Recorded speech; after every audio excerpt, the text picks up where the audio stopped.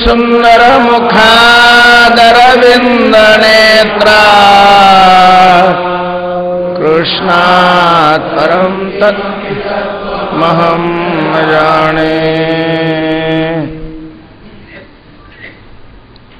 पुंडलीकवरदा हरिविठ्ठल श्री ज्ञानदेव माऊली ज्ञानेश्वर। पश्यादित्यान् वसून् रुद्रा नश्विनो मरुतस्तथा बहुन्यदृष्टपूर्वाणि पश्याश्चर्याणि भारत। अर्जुनाने भगवंताला विश्वरूप दाखवण्याची मागणी केलेली आहे। भक्तांनी देवाला मागावं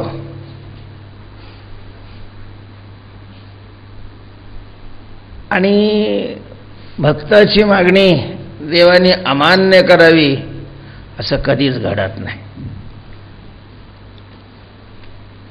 या विश्वरूप दर्शनाच्या माध्यमातून एक संदेश भगवंतानी जगाला दिलेला आहे की भक्तावर मी किती प्रेम करतो। परमात्मा भक्ताच्या किती अधीन असतो। भक्तीच्या आचार्यांनी भक्ती हे साधन सगळ्या साधनापेक्षा श्रेष्ठ आहे असं जे विधान केलेलं आहे ते ज्या कारणाने विधान केलेलं आहे त्याची जी अनेक कारणे त्याच्यातलं हे एक कारण आहे। भक्ती हे साधन साधकाला मोक्ष प्राप्त करून देईल हा भाग वेगळा। मोक्ष प्राप्ती हे तर सगळ्या साधनाचं सामान्य अशा प्रकारचं फल आहे। ज्ञानानेही मोक्ष प्राप्त होतो प्रश्न नाहीये। ज्ञानोबाराय म्हणतात वरी काही तरो ये योगे परिविपाय तो योगानेही मोक्ष प्राप्त होतो। भक्तीने तो होत असेल भक्तीने मोक्ष प्राप्त होणं हे भक्तीचं श्रेष्ठ फल नाही मानलेलं परम प्रयोजन नाही मानलेलं। भक्तीचा विशेष हा आहे भाग्य तरी ऋणी देवायसा। भक्तीने जगाचा चालक मालक ईश्वर हा भक्ती करणाराच्या अधीन होतो ऋणी होतो। तो स्वतःला ऋणी अशा प्रकारचं मानतो भक्ती करणाराचा। ऋणिया म्हणवी निरंतर मानी भक्ताचे उपकार ऋणिया म्हणवी निरंतर। देवाला ऋणी बनवण्याचं सामर्थ्य भक्ती या साधनामध्ये। आणि मग जो ऋणी झालेला असतो भक्तीनं ऋणी झालेला आहे तर ते ऋण फेडण्याकरता जर तो कृतज्ञ असेल प्रामाणिक असेल स्वज्वळ असेल तर कसोशीनं प्रयत्न करत असतो। परमात्मा हा कृतज्ञ असल्यामुळं ज्या भक्तांनी आपल्यावर ऋण केलेलं आहे ओझं केलेलं आहे कर्ज केलेलं आहे सेवेचं। मात्र सेवेचं कर्ज तेव्हाच होतं की सेवा करावी आणि काही न घ्यावं।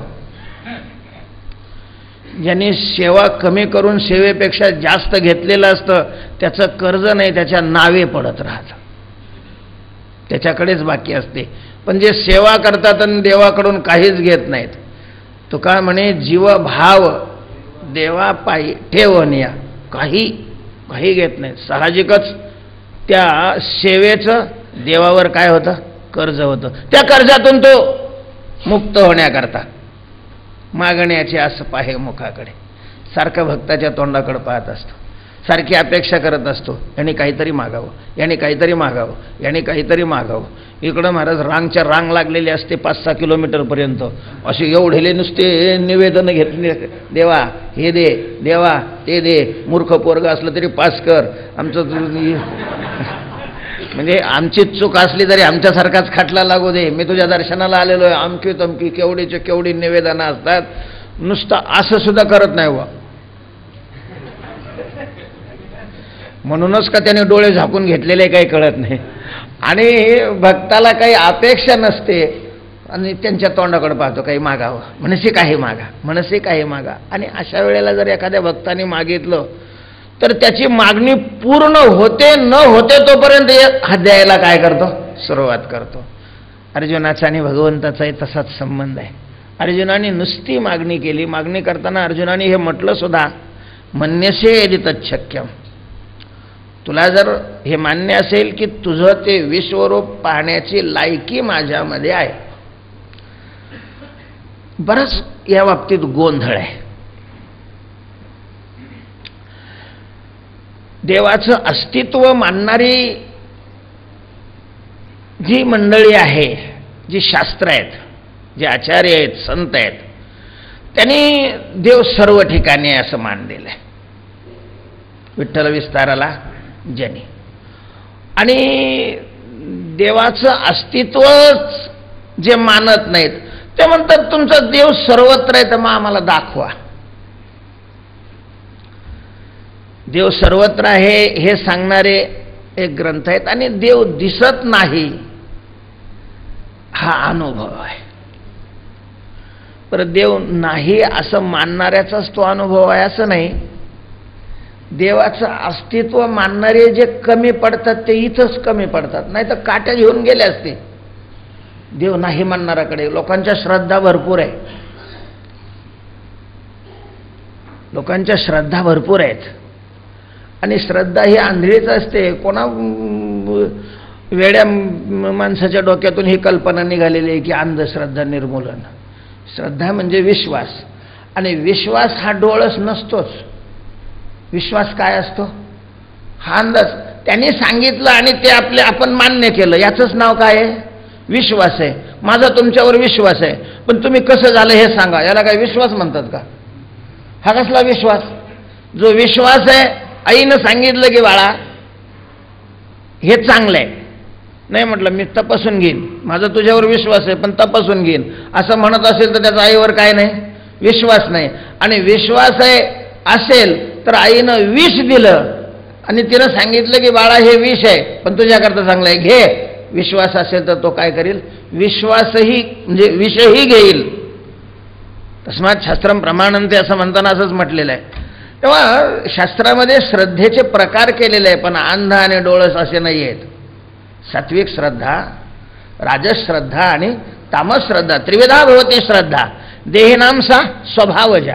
मला हे सांगा, जे देव नाही म्हणतात, देव आहे म्हणणाऱ्याला अंधश्रद्धाळू म्हणतात, आणि जे देव नाही म्हणतात तर त्यांनी देव नाही म्हणलं की बाकीचे काही त्यांच्या उड्या मारतात. हे कोणती श्रद्धा आहे? त्यांच्याच भाषेमध्ये.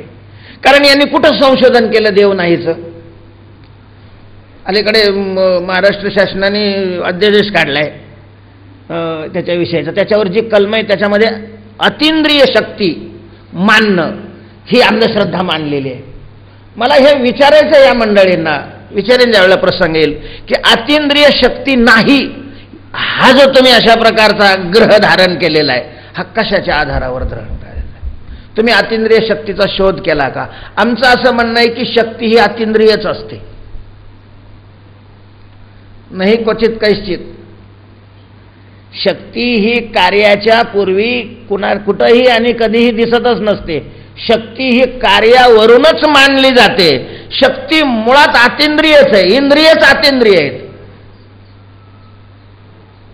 आणि मग जे अतींद्रिय आहे ते तुम्ही जर मानणार नाही, अतींद्रिय मानणाऱ्याला जर तुम्ही गुन्हेगार ठरवणार असाल तर पहिले तुम्ही गुन्हेगार आहे. पण मग आता हे तुमचं तर्काने झालं.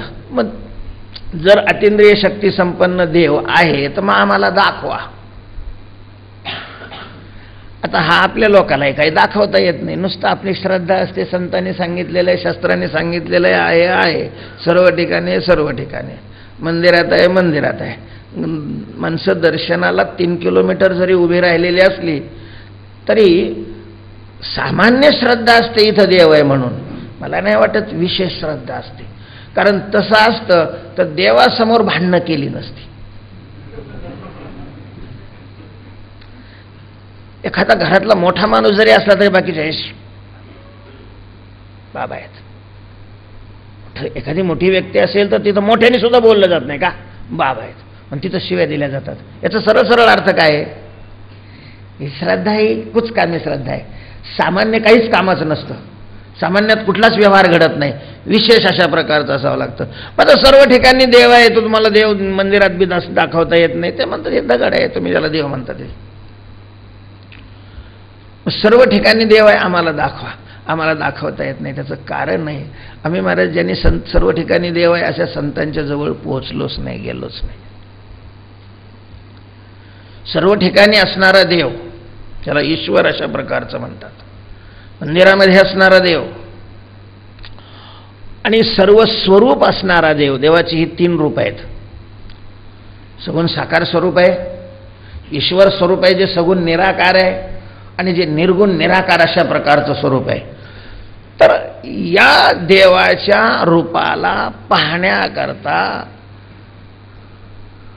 नजर अर्थात दृष्टी ही प्राकृत नाही चालत, दिव्य दृष्टी लागते.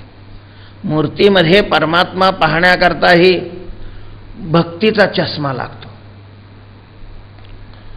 सगळ्या याच्यात परमात्मा हे दिसण्याकरता विश्वासाचा चष्मा लागेल, आणि सर्व परमात्मा हे पाहण्याकरता ज्ञानाचा चष्मा लागेल. तुला जर कुठलाच चष्मा नाही, तुझ्या डोळ्यावर जर विषयासक्तीची झापड लावलेली आहे, तर तुला देव दिसेल कसा? देव पाहण्याकरता देव पाहण्याची नजर आवश्यक आहे. म्हणून अर्जुनाने देवाला प्रार्थना केली होती, मन्यसे, जर तुला मान्य असेल की देव पाहण्याची योग्यता माझ्यात आहे, तुझं ईश्वरीय रूप पाहण्याची योग्यता आहे, तर मला दाखव, नाही तर मग तसं सांगवा. यानं त्याचा तरी विचार करावा की नाही.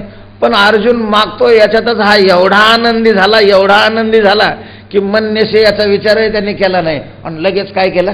विश्वरूप त्याच्या पुढे धारण केलं आणि लागला सांगायला, पश्यादित्यान, अर्जुना पहा, माझ्या एका स्वरूपाच्या ठिकाणी आदित्याला पहा, रुद्रांना पहा, अश्विन देवाला पहा, मरुतांना पहा, आणखीनही कधीही तू न पाहिलेली असे कितीतरी आश्चर्य बघतच राहा.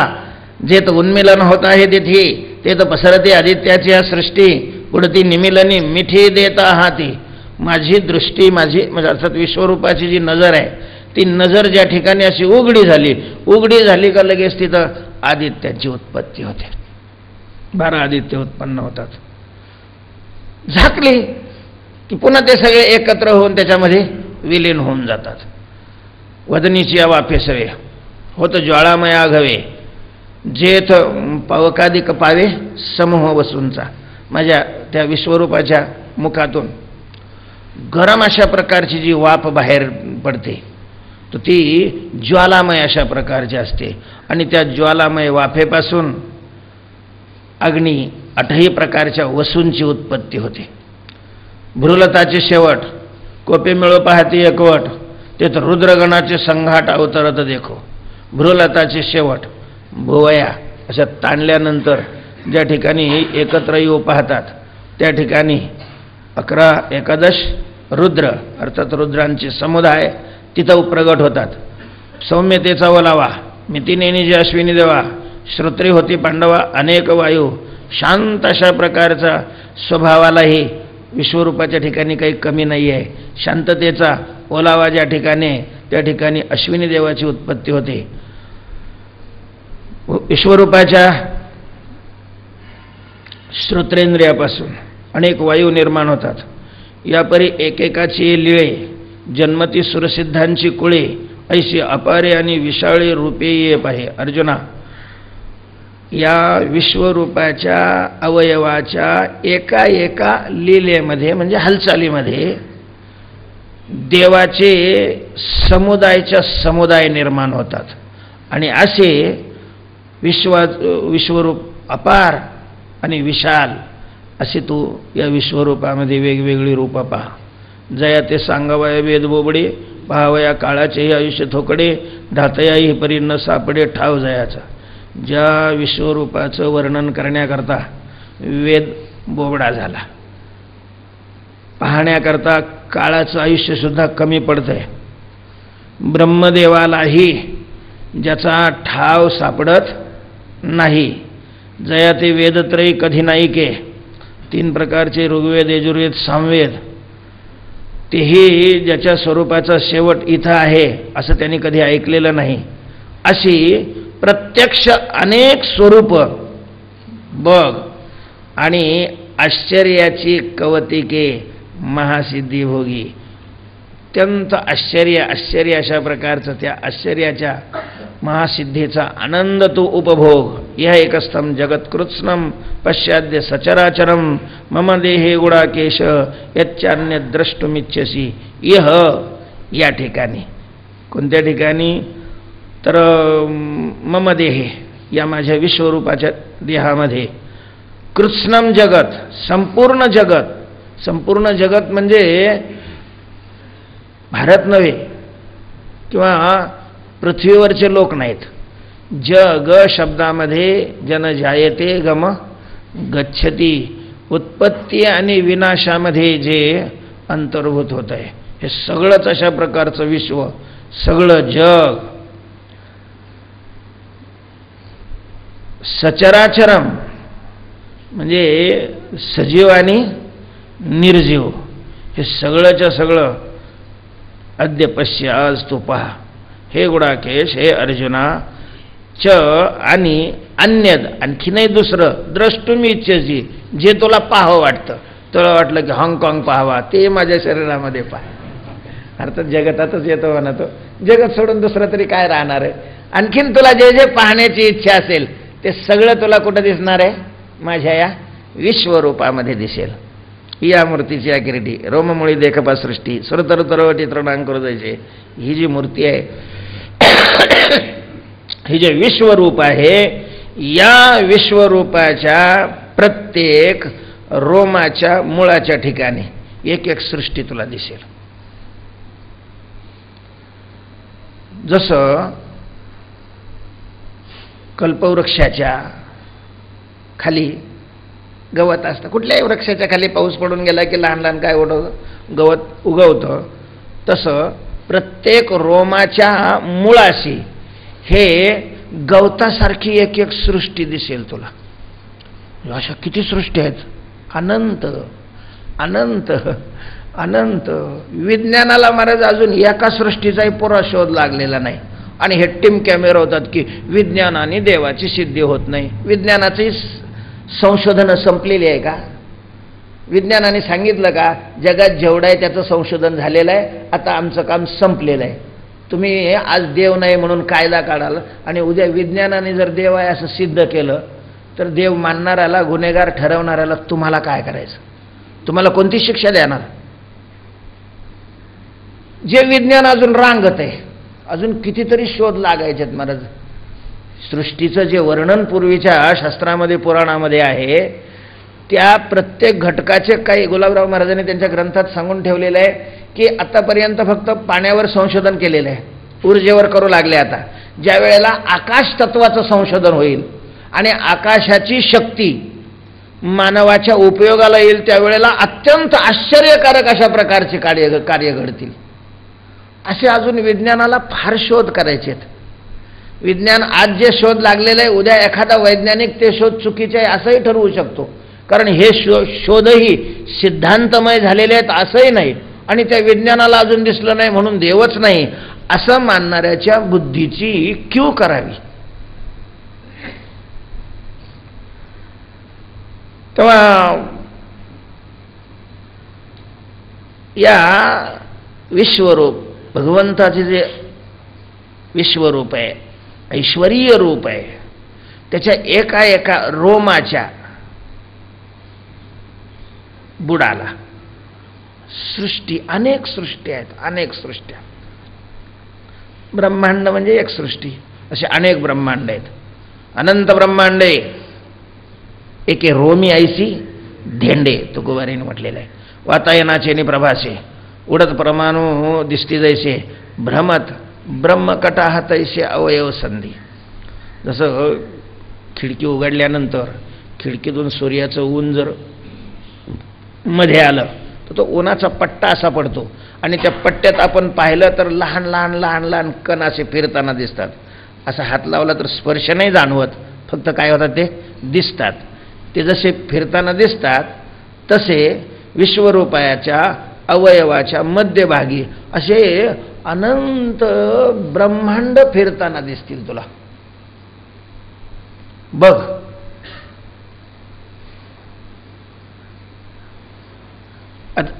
येत एकैकाचे प्रांतदेशी विश्वदेख विस्तारेशी आणि विश्वाई पर्वते मानसी जरी देखावे होते. एकैकाच्या प्रांतदेशी एक एक या विश्वरूपाच्या एका एकाच्या अंगावर, हातावर, पायावर, कानावर, डोळ्यावर, नाकावर, एका एका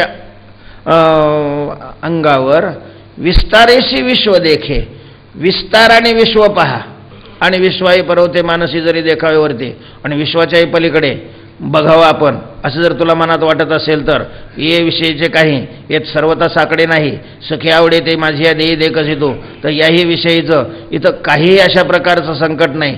तुला जे पाहावं वाटतंय ते सगळं या शरीरामध्ये पहा. ऐसे विश्वमूर्ती त्याने बोलिले कारुण्यपूर्णे तो देखत आहे की नाही न म्हणे निवांतची येरू. अशा प्रकारच्या त्या विश्वमूर्तीनं म्हणजे विश्वरूप बनलेल्या भगवंतानी अत्यंत कारुण्यमय अंतःकरणाने अर्जुनाला सांगितलं. पण हा पाहतोय की नाही काहीच म्हणत नाहीये. देवा हा चांगलं दिसायला लागले, हा हे काय मला दिसत नाहीये, काहीतरी आडात येतंय त्याला बाजूला करू, काहीच नाही म्हणायला. नुसतंच गपचीप उभा आहे. मी पाहतोय असंही म्हणत नाही, मी पाहत नाही किंवा मला दिसत नाही असंही म्हणत नाही, शांत आहे. असं ज्या वेळेला भगवंतानी पाहिलं, येत कापा हा उगला म्हणून श्रीकृष्ण जो पाहिला तो आरतीचे लेणे लिहिला तैसाचे असे, येत हा का उगला, हा निवांत का आहे म्हणून विश्वरूपाने जरा त्याच्याकडे असं बारीक नजरेनं पाहिलं. श्रीकृष्ण जो पाहिला तो आरतीचे लेणे लिहिला तैसाचे असे, तर त्यांना दिसलेलं आहे की इच्छेचा अलंकार पहिल्यांदा जसा घातलेला होता तसा इच्छेचा अलंकार त्याच्या अंगात तसाच आहे अजून. म्हणजे आपल्याला विश्वरूप पाहायला मिळावं ही जी अपेक्षा आहे, ही अपेक्षा तशीच त्याच्या अंतःकरणात आहे, अर्थात याला विश्वरूप दिसलेलं नाही. आणि मग भगवान म्हणतात न तो माम शक्यसे द्रष्टु मने नैव स्वचक्षुषा दिव्यम ददामि ते चक्षुः पश्य मे योगमैश्वरम न तो माम शक्यसे द्रष्टुम अनेनैव स्वचक्षुषा. अर्जुना, अनेन स्वचक्षुषा एव, तुझ्या या डोळ्याने, तुला आता जे डोळे आहेत त्या डोळ्यांनी माम द्रष्टुम न शक्यसे, तू मला पाहू शकणार नाहीस, तू मला पाहू शकणार नाहीस. हे अंधश्रद्धा निर्मूलनवाल्याला हे किती उत्तर सुंदर आहे. देव का दिसत नाही, भगवंतांनी सांगितलेलं आहे अनेन स्वचक्षुषा, तो माम द्रष्टुम न शक्यसे, तू या डोळ्याने मला पाहू शकत नाही. काय असतं, बारीक वस्तू असेल तर बारीक नजर लागते, मोठी वस्तू असेल तर मोठी वस्तू नजर लागते, लांब वस्तू असेल तर लांब नजर लागते, जवळ वस्तू असेल तर जवळची. म्हणून त्या चष्म्यामध्ये सुद्धा लांबचं दिसायचा वेगळा काच असतो, जवळचं दिसायचा वेगळा काच असतो, काही मोठं करून दिसायचा वेगळा काच असतो, मोठ्याचा लहान करून दिसायचे वेगवेगळे काच आहेत. वस्तू जशी असेल तशी नजर बनवावी लागते. भगवंताचं स्वरूप दिव्य आहे, परमात्मा दिव्य आहे, कारण तो देव आहे. देव शब्दाचा अर्थ दिव्य आहे, त्याला देव म्हटलं जातं. आणि मग देवाला पाहायचं असेल तर नजर कसे लागते, दिव्य लागते. सामान्य नजरेला तो कसं काय दिसेल. म्हणून भगवान सांगतात तुला या नजरेनं मी दिसणार नाही, ही नजर मला पाहू शकत नाही. आता म्हणून दिव्यम चक्षुम ददामि, तुला मी काय करतो, दिव्य अशा प्रकारचे नेत्र देतो आणि मग त्या डोळ्यांनी ऐश्वर्यम योगम मे पश्य, माझा ईश्वरी अशा प्रकारचा योग तू काय कर बघ. मग म्हणे उत्कंठे ओढ न पडे, अजूनही सुखाची सोय न सापडे, परी दाविले ते पुढे नाकळेची आया. आणि मग भगवान मनात म्हणतात याच्या उत्कंठेला ज्या अर्थी ओहट पडत नाही, म्हणजे त्याची उत्कंठा तशीच आहे, याला आनंदही पाहण्याचा मिळालेला नाही. याचा सरळ सरळ अर्थ आहे की आपण दाखवलं पण ते काही याला दिसलेलं नाही, त्याचं आकलन याला झालेलं नाही. हे बोलून देव हसिले, हसून देखणे म्हणतिले आम्ही विश्वरूप तरी दाविले पर देखशीच ना तू. असं बोलून देव हसले आणि सांगितलं की अय पाहणारे अर्जुना, अरे आम्ही विश्वरूप तुझ्या पुढे उभं केलेलं आहे आणि तू पाहत नाहीयेस आणि नुसतंच मला दाखव मला दाखव मला दाखव. काय ते लहान पोर असतात बा, ते दिवाळीच्या वेळेला हट्ट करून काय आणतात, फटाके आणतात. आम्हाला फटाके पाहिजे, आम्हाला फटाके पाहिजे. त्या बापाला बसूसुद्धा देत नाही, फटाके घेऊन या अगोदर. आणि त्यांनी फटाके आणले की मग ते उडवीत नाही, दुसऱ्याजवळ उडवायला देत आणि तिकडंच उड्या मारिते. म्हणजे आम्हाला विश्वरूप दाखवण्याकरता एवढा तो अट्टहास केलास, आणि मी विश्वरूप धारण करून तुझ्या पुढे उभं राहिलो, तू पाहायलाच तयार नाही. आता तो अर्जुन होता. या बोले एरे विचक्षणे म्हणितले हाजी ते कवनाशी होणे, तुम्ही बका करवी चांदणे चरवो महापा पाहा. या बोला असं भगवंतानी बोलल्यानंतर म्हणजे अर्जुनाला थोडा दोषच दिला ना, उपहास केला त्याचा.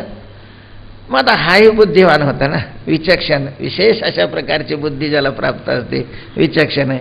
मग लगेच त्याने प्रत्युत्तर दिलं. म्हटले देवा, हा कमीपणा कोणाचा याचा तुम्ही विचार करा ना. मी विश्वरूप पाहत नाही हे खरं आहे, तुम्ही विश्वरूप धारण केलं हेही काय आहे खरं आहे, पण ही उणीव, हा कमीपणा कोणाचा आहे नेमका? पोराने जर फाटके कपडे घातलेले असेल, बाप म्हणलं ए अरे फाटके काय कपडे घातले, तर हा उणेपणा कोणाचा? अभ्यास करून 4 वर्ष होऊन जर एखादी ओवी सांगता येत नसेल तर हा उणेपणा कोणाचा? हा प्रश्नच आहे ना. तेव्हा ह्या वेळा गेले विचक्षणे म्हणितले हाजी ते कवनाशी उणे, देवा हा उणेपणा कोणाचा आहे, तुमचा आहे की माझा आहे? तुम्ही काय केलं, बका करवी चांदणे, बगळ्याकडून चांदणं चरवू पाहता, म्हणजे चांदण्यातलं अमृत, आणि ते कोणाला खायला दिलं?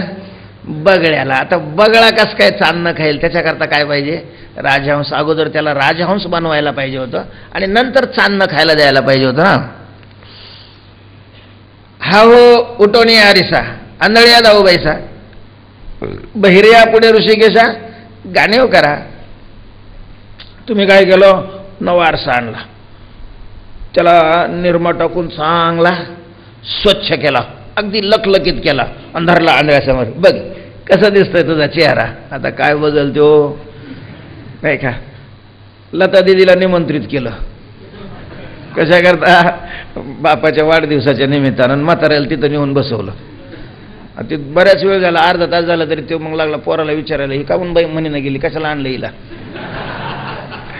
बहिरे पुढे ऋषिकेशा गाणेव करा, मकरंद कणाचा चारा जाणता घालोनी दरदोरा, वाया ढाळा शारंगधरा कोपा कवना. मकरंद फुलामध्ये असणारा जो मकरंद, जो भ्रमर सेवन करतात, मधमाशा ज्याला घेऊन एका ठिकाणी ठेवतात आणि मग त्याचा काय होतो, मध तयार होतो. अशा प्रकारचा मकरंद, त्या मकरंदाचा चारा तुम्ही एकत्र केला आणि कोणापुढं मांडला? बेडूक चिखल खाणारा.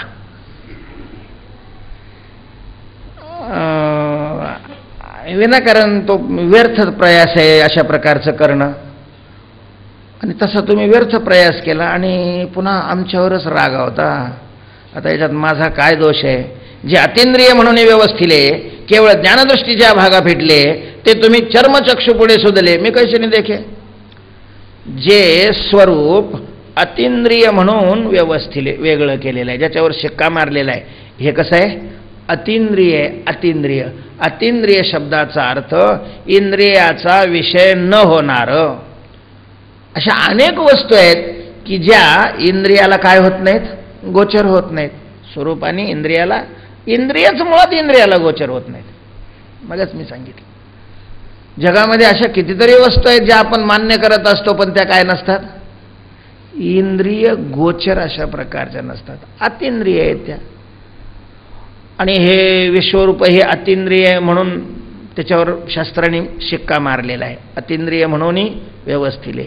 आणि मग केवळ ज्ञानदृष्टीच्या, मग त्या विश्वरूपाचं दर्शन कशाने होतं? ज्ञानदृष्टीने. त्याच्याकरता दिव्य दृष्टी लागते, अलौकिक अशा प्रकारची दृष्टी लागते. त्या दृष्टीच्याच वाट्याला हे विश्वरूप आलेलं आहे आणि ते तुम्ही चर्मचक्षु पुढे सुधले, माझ्या चमड्याच्या डोळ्यापुढं काय केलं? उभं केलं, मांडलं. आता मी कसा काय पाहणार? पण ते तुमचे उणे न बोलावे, पण आता काय करता, आम्हाला कामं करून घ्यायचे तुमच्याकडून, तुमचं कुठं उणेपणा सांगावा? मीच आहे त्याची बरं, आम्हीच सहन करतो ते सगळ्यात चांगला अशा प्रकारचं आहे असं म्हटल्यानंतर भगवंताच्या लक्षात आलं आपली चूक. मोठी माणसं ती असतात, मोठी माणसं चुकत नाही असं मी नाही म्हणत, पण चूक काय करतात, मान्य करतात. बरं, चुकणं हा दोष नाही, चूक केलेली मान्य न करणं हा मोठा दोष आहे. छिल्लर माणसं चुकत तर असतातच, पण आपली चूक काय करत नाही, मान्य करत नाही. मोठी माणसं जर चुकली तरी ही चूक लक्षात आली की लगेच मान्य करतात. भगवंतानी मान्य केलं, बरं बरं बाबा, मानतो आम्ही, खरं आहे तुझं, खरं आहे, आम्ही मानलं. साचं विश्वरूप जरी आम्ही दावावे तरी आधी देखावया सामर्थ्य द्यावे, परी बोलत प्रेम भावे ढसाळ गेलो. खरं तुला विश्वरूप दाखवण्याच्या अगोदर ते पाहण्याचं सामर्थ्य आम्ही तुला काय केलं पाहिजे, दिलं पाहिजे ना. अगोदर सामर्थ्य दिलं पाहिजे, अगोदर सामर्थ्य दिलं पाहिजे. लोकशाही मिळवून देण्याच्या अगोदर लोकशाहीच्या लायक लोक बनवली गेली पाहिजे होती, म्हणजे ही परिस्थिती आज आली नसती. लोकशाहीला लायक समाज अगोदर बनवून लोकशाही मिळाली असती तर आज भारत कुठल्या कुठं दिसला असता. म्हणजे पूर्वी बाहेरचे लोक पिळीत होते, आता देशातले लोक पिळायला लागले. काय पिळणं थांबलेलं आहे असं काही नाही का? लोकशाहीच्या लागी समाज अजून बनलेला निश्चितच नाही. लोकशाही मतदानावर अवलंबून आहे. एक तर मतदान सगळे करत नाहीत, आणि जे करतात ते मतदान करतात का विकतात हाच काय आहे विचाराचा प्रश्न आहे. कुठलीही वस्तू निर्माण करण्याच्या अगोदर त्या वस्तूला हाताळण्याची शक्ती त्या व्यक्तीला दिली पाहिजे. अगोदर लायसन काढून मग गाडी घेऊन पोरांना दिली पाहिजे, नाहीतर मग दवाखान्यात भेटायला जावं लागतं. सामर्थ्य की द्यावे, परी बोलत प्रेम भावे ढसाळ गेलो. पण बोलता बोलता प्रेमाच्या अतिरेकानं आम्ही विसरून गेलो, अविचाराकडे अशा प्रकारचं गेलो. काय झाले न वाहता भुई पेरिजे, तरी तो वेलोवेलया जायजे, तरी आता माझी निजरूप देखीजे ते दृष्टी देव. तुझं काय झालं, एखाद्या माणसं लगेच पेरायला गेला, जमीनची मशागत केलीच नाही, वखरलं नाही, नांगरलं नाही, त्याच्यातलं तण काढलं नाही, त्याला खत टाकलं नाही, काहीच नाही, आणि गेला पेरायला. मग काय होतं, फुकट जातं ते पेरणं. तो वेळू विलया जायचे, तो वेळ विनाकारण व्यर्थ अशा प्रकार जातो. आता माझे निजरूप देखीजे ते दृष्टी देव तुझ. आता माझं जे स्वरूप आहे अर्थात विश्वरूप आहे ते ज्या दृष्टीने पाहता येतं ती दृष्टी आम्ही तुला देतो. मग त्या दृष्टी पांडवा आमचा ऐश्वर्य योग आघवा, देखोन या अनुभवा माझी वडा करी. मग त्या दृष्टीनं अर्जुना तू आमचं हे ऐश्वरी अशा प्रकारचं स्वरूप पूर्णच्या पूर्ण बघ, त्याचा अनुभव घे आणि अंतकरणात ते साठव. ऐशतेने वेदांत वेद्ये सकळ लौकिक आद्ये बोलेले आराध्ये जगाचेनी. अशा प्रकारे वेदांताचा वेद्य स्वरूप असणारा, सगळ्या लोकाचा आदी असणारा आणि जगाचा आराध्य असणारे भगवान श्रीकृष्ण अर्जुनाला बोललेले आहेत. संजय उवाच एव मुक्त्वा ततो राजन महायोगेश्वरो हरी दर्शयामास पार्थाय परमं रूपम ऐश्वरम. भगवान कुरुक्षेत्रामध्ये अर्जुनाला असं बोललेले आहेत, आणि भगवान जे बोलले आणि पुढं जे त्यांनी केलं हा सगळा वृत्तांत हस्तिनापुरामध्ये धृतराष्ट्राला कोण सांगू लागलेला आहे, संजय सांगू लागलेला आहे. संजय म्हणतोय एव मुक्त्वा ततो राजन महायोगेश्वरो हरिः दर्शयामास पार्थाय परमं रूपम ऐश्वरम. राजन राजा, महायोगेश्वर हा हरिः एवं उक्त्वा, महायोगेश्वर असे भगवान श्रीकृष्ण अशा प्रकारचं बोलून ततः नंतर पार्थाय अर्जुनाला परमं ऐश्वरम रूपम दर्शयामास, सर्वश्रेष्ठ आणि ईश्वरी अशा प्रकारचं जे रूप आहे ते रूप दाखविता झाला. पै कौरव कुळ चक्रवर्ती माझा हाची विस्मय पुढं पुढती जे श्रेयवनी स्त्री जगती सदैव शेकवणी. आता भगवंताच्या या कृतीवर समीक्षा अशा प्रकारची ज्ञानोबाईंनी केलेली आहे संजयाच्या द्वारा, संजयाच्या मुखात घालून. संजय म्हणतो देवा राजा, कौरव कुळ चक्रवर्ती, कौरव कुलामध्ये जन्माला आलेला आणि चक्रवर्ती राजे असणारे धृतराष्ट्रा, माझं हाची विस्मय पुढं पुढती. मला पुन्हा पुन्हा याचं आश्चर्य वाटतंय, पुन्हा पुन्हा आश्चर्य वाटतंय. म्हणजे कशाचं आश्चर्य वाटतंय मला तुम्ही सांगा. या जगातामध्ये लक्ष्मीपेक्षा भाग्यवान कोणी असू शकतं का? थोडीशी लक्ष्मी ज्याच्या जवळ आहे त्याला लोक भाग्यवान म्हणतात. ती साक्षात लक्ष्मी. किती भाग्यवान आहे, किती भाग्यवान आहे. खरंच थोडीशी लक्ष्मी ज्याच्याकडे लोक त्याच्याकडे कसे पाहतात. आणि संसारिकच लोक पाहतात असं नाही. एखाद्याची भारी गाडी दिसली की लोक असे पाहतात, बिचारे कसं तरी करतात, आपल्याला नाही. ती साक्षात लक्ष्मी. किती भाग्यवान किती भाग्यवान आहे. बरं, लक्ष्मी सौंदर्याची देवता आहे, ऐश्वर्याची देवता आहे, आणि विशेष पुन्हा भगवंताची काय आहे, प्राप्ती झालेली आहे. महाराज, लक्ष्मीच्या ताब्यात भगवंताचं शरीर आहे. आणखीन भाग्य काय पाहिजे. ऐश्वर्य आहे, सौंदर्य आहे, आणि पुन्हा काय आहे, देव आहे. एवढं सगळं मिळालेलं आहे. म्हणून मला असं वाटतं की या जगामध्ये लक्ष्मीपेक्षाही भाग्यवान कोणी असू शकतो का. ना तरी खुणी ते वानावया लागे, श्रुती वाचन द्यावा पाहिजे की ना सेवक पण तरी अंगी शेषाच्या हाती, खुनेचे वानावया लागे. लक्षणेनं वर्णन करण्याकरता श्रुती वाचून जगामध्ये दुसरं कोण विद्वान आहे. भगवंताचं वर्णन करण्याकरता श्रुती, बाकीचे सगळे वर्णन करतात ते श्रुतीचा आधार घेऊन. श्रुती स्वतः वर्णन करते, तेव्हा वर्णन करण्यामध्ये श्रुती इतकं कोण श्रेष्ठ आहे. किंवा भगवंताची सेवा करण्याच्या बाबतीत शेषापेक्षा कोणाला सेवा जास्त घडेल, जो रात्रंदिवस भगवंताची शय्या बनलेला आहे. प्रत्येक अवतारामध्ये भगवंताच्या बरोबर येऊन भगवंताला काय करतात, मदत अशा प्रकारचे करणारे भगवान शेष. त्यांच्यासारखा कोण सेवा करू शकतो. हो का जयाचे ने सोशे शिनत आटय पार योगी जैसे अनुसरले गरुडा ऐसे कवन ऐसे. किंवा ज्याची प्राप्ती व्हावी, ज्याचं दर्शन व्हावं या हव्यासाने आटही पहार योगी सतत साधना करतात, साधनेचं कष्ट उपसतात. तसंच गरुडा ऐसे कवन अनुसरले आहे. गरुडासारखी सेवा कुणी केलेली आहे. महाराज, गरुडाने सुशिक्षित बेकार म्हणून नाही नोकरी धरलेली. गरुडाची कथा अशी आहे की आईला दास्यत्वातून मुक्त करण्याकरता अमृत आणायला गरुड स्वर्गात गेला. अमृताचं संरक्षण करणारी तिथं स्वर्गातली जी मंडळी होती सगळ्याबरोबर युद्ध करून सगळ्याला काय केलं, पराजित करून पिटाळून लावलं. मग स्वर्गातल्या देवानी शंकराला हाक मारली, ब्रह्मदेवाला हाक मारली, कारण स्वर्गातलं अमृत जाणं स्वर्गात राहणार नाही. सगळ्याला पराजित केलं. शेवट विष्णूला हाक मारली. हे महाशय चक्र आणि गदा घेऊन तिथं आले. गरुडाचं आणि विष्णूचंही काय झालं, युद्ध झालेलं आहे. तिथं भगवंतानी चक्र फेकलं तर याने गिळून टाकलं. गदा टाकली, गदेचाही गरुडावर काहीच परिणाम झाला नाही. आता टाकायलाच काही राहिलं नाही. पण आता काय, म्हणजे मोठे सगळे मोठेच हुशारच राहतात. असं गरुडाने देवालाही शस्त्रहीन बनवलं. आणि मग भगवान प्रसन्न झाले. गरुडा, वा, तुझे युद्ध कौशल्य पाहून मी अति प्रसन्न झालोय. बोल, तुला काय इच्छा आहे, मी प्रसन्न आहे तुझ्यावर. गरुड म्हणे, वारे पट्ट्या, म्हणजे माझ्या समोर तो हातबल झाला. युद्धामध्ये तुला मी काय केलंय, हरवलंय, आणि पुन्हा मला दान देऊन तूच मोठा होतो काय. वा वा वा, गुरु, मानलं तुम्हाला. देवा, जिंकलेलं आहे, सध्या मोठा मी आहे, मागणं तुला काय मागायचं ते मी देतो ना, तू कशाला मला देतो, मी तुला अशा प्रकारचं देतो. असं म्हटल्यानंतर मग आता फुगलं नाही. कोण, गरुड फुगला.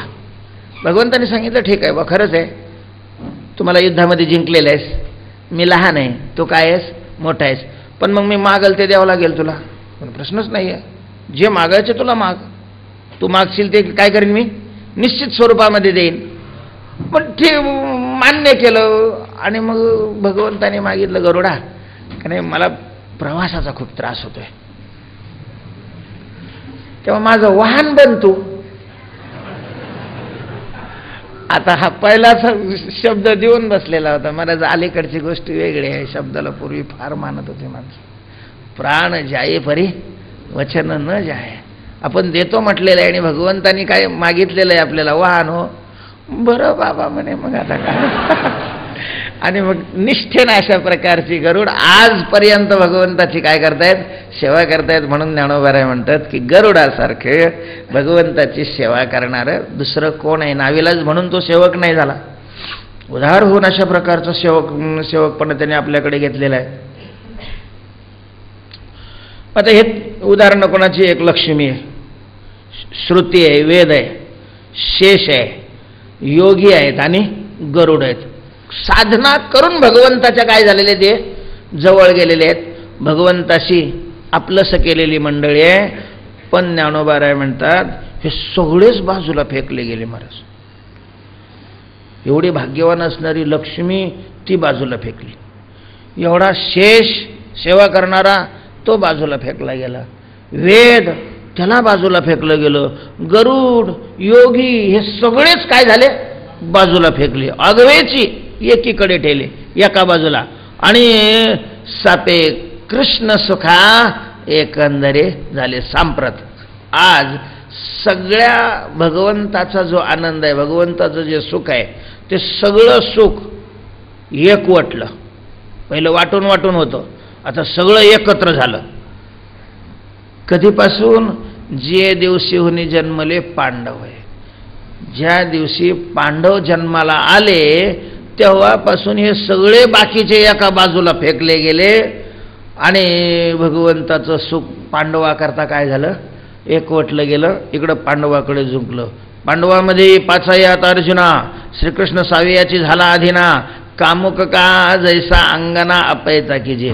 आणि त्या पाचामध्येही अर्जुन इतका अधीन झाला परमात्मा, सहज अधीन झाला. बरं, फार काय त्यांनी दंड बैठका मारल्या किंवा रामदेव बाबासारखं फाफू केलं असं काहीच नाही. सहज, त्याचं काय पूर्वीचं पुण्य असेल कोण जाणे, सहज भगवान त्याच्या काय झालेले आहेत, सावियाची ज्ञानोबाराने शब्द वापरलेला आहे, अधीन झाला. आणि किती अधीन, एखादा सकाम मनुष्य, विषयासक्त मनुष्य, तो जसा बायकोच्या अधीन होतो, उठ म्हणलं का उठतो, जाय लोगडे धुवून आण म्हणलं का पळाला इंद्रायणीला. तुम्हाला अक्कल कशी काय नाही, दिवाळी आलेली आहे ना, साड्या आणा ना, एवढं साडेचं गठोडं घेऊन जातो, कर पसंत कोणती लागत आहे तुला. तेव्हा जैसा कामुक अंगना अपयता कीजे, तसा हा कृष्ण अर्जुनाच्या काय झालेला आहे, अधीन झालेला आहे. महाराज पडविले पाखरू ऐसे न बोले. एखादा मनुष्य पाखराला शिकवतो, पोपटाला शिकवतो म्हणा, मोराला शिकवतो म्हणा,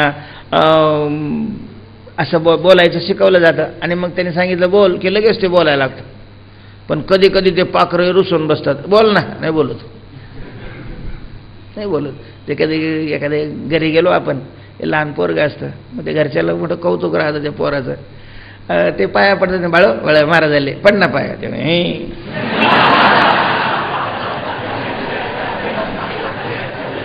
अरे बाबा आहेत, आळंदीचे आहेत, पंढरपुराचे आहेत, पण ना मी कसं पडतो, पड बरं, पुन्हा डबल पडतो. ते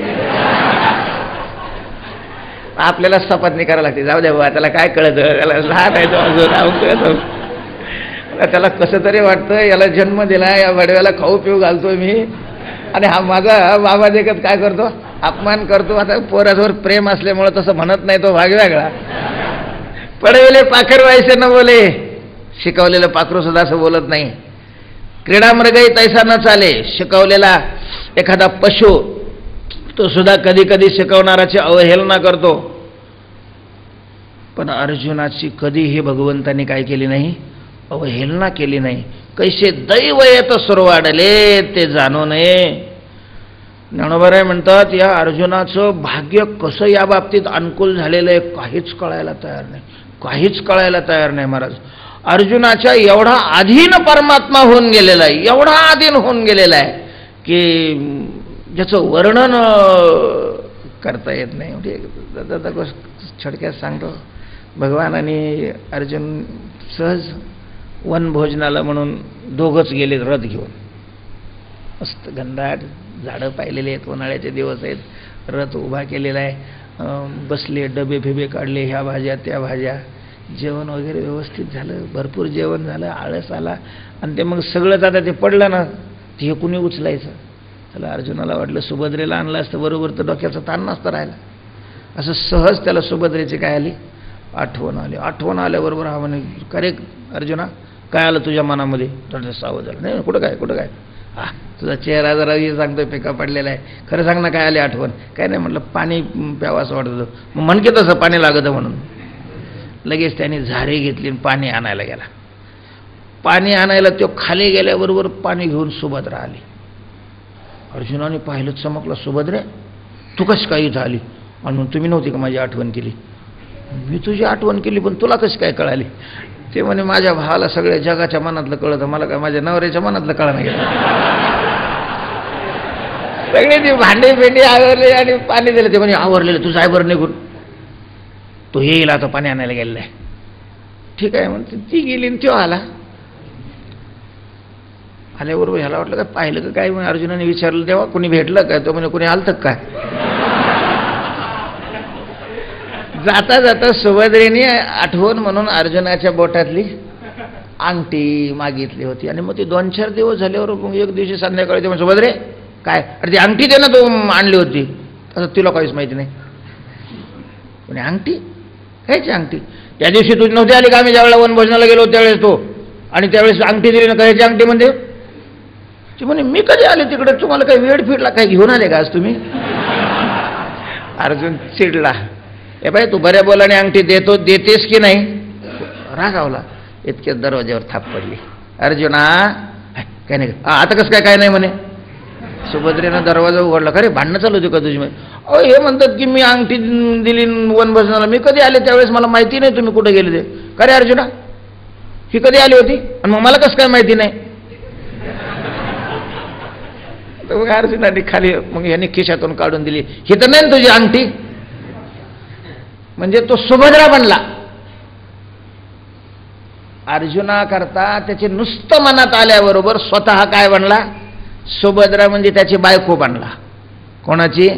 अर्जुनाची. म्हणून ज्ञानोबारायांनी म्हटलेले पाचायात अर्जुना श्रीकृष्ण सावयाची झाला आदिना कामुक का जैसा अंगना अपयता कीजे. येतं कैसे दैव सुरवाड. काय अर्जुनाचं भाग्य अशा प्रकारचं इथं अनुकूल झालेलं आहे कळत नाहीये. आज परब्रह्म हे सगळे भोगावया सदैव याचेचे डोळे कैसे वाचेचे हनलळे पाळीत असे. हे सगळा परमात्मा त्याचा आनंद भोगण्याकरता याचेच डोळे फक्त भाग्यवान आहेत. याच्याच डोळ्याला तो दिसू लागलेला आहे. कैसे वाचेचे हनलळे पाळीत असे. याच्या वाचेचे लाड परमात्मा पूर्ण करतोय. हा कोपे निवांत आहे. अर्जुन रागावला भगवान गप्प बसून सगळं ऐकून घ्यायचे. हा रुसला तर भगवान त्याला समजत असत. अरे असं नसतं बाबा चालतच असतं अमकं होतं. नवल पिशे लागले आहे भारताचे देवा. ज्ञानोबाराय म्हणतात देवाला या अर्जुनाचं काय लागलंय? वेळ लागलेलं आहे. आश्चर्य. आता या भगवंतांनी केवढी मोठी सृष्टी निर्माण केलेली आहे. कितीतरी त्याचे भक्त आहेत आणि ते सगळे बाजूला केले. नुसता अर्जुन अर्जुन अर्जुन असं त्याच्या मागं पळतोय. आश्चर्यकारक आहे.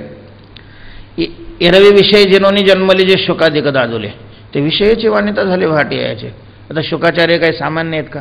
अजनाथ शंकर शुका ऐसा थोर दुजा नाही. ज्ञानोबारायांनी आपलं तुकोबाराय म्हणतात शुका ऐसा थोर. शुकाचार्यासारखा थोर अशा प्रकारचा महात्मा सृष्टीमध्ये कुठं पाहायला मिळणार आहे? म्हणजे विषयाला जिंकूनच जन्मले जन्मतेनी प्रसंगे स्त्रीदेह शिवने अंगे तेथोनी मग अवघे सोळे की जे असं ज्या शुकाचार्यांचं वर्णन केलेलं आहे. एवढे मोठे शुकाचार्य विषयाला जिंकून जन्माला आले. महाराज ते शुकाचार्य सुद्धा यांनी गोपीशी केलेल्या लीला ते वर्णन करणारे भाट झाले. भागवतामध्ये मुख्य दशमस्कंद आहे आणि दशमस्कंदामध्येही मुख्य काय आहे? भगवंतानी गोकुळामध्ये केलेली लीला. मग काय हिचा पदरवड तिला खडा मार तिचा मटकं फोड तिचं लोणी चोर. आणि ते वर्णन करण्यामध्येच शुकाचार्य स्वतःला काय मानतात? धन्यता. विषयाची वानिता झाले भाट याचे.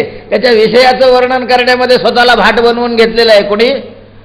शुकाचार्याने. असा हा कृष्ण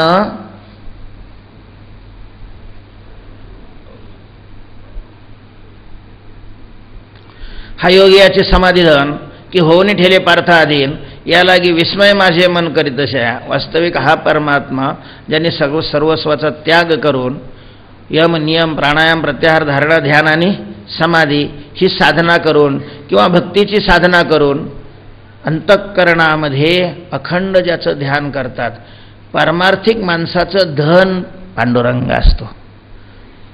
पारमार्थिक माणसाचं धन पांडुरंग आहे.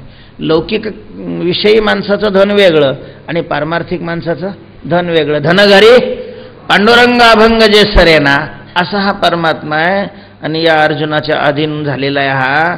म्हणून मला पुन्हा पुन्हा पुन्हा पुन्हा काय होतोय, विस्मय वाटतो, आश्चर्य वाटतं. याला की विस्मय माझे मन करीत असे राया, तेवीचे संजय म्हणे कायसा विस्मय येत कौर वेशा, श्रीकृष्ण स्वीकारायचे तया ऐसा भाग्योदय आहे.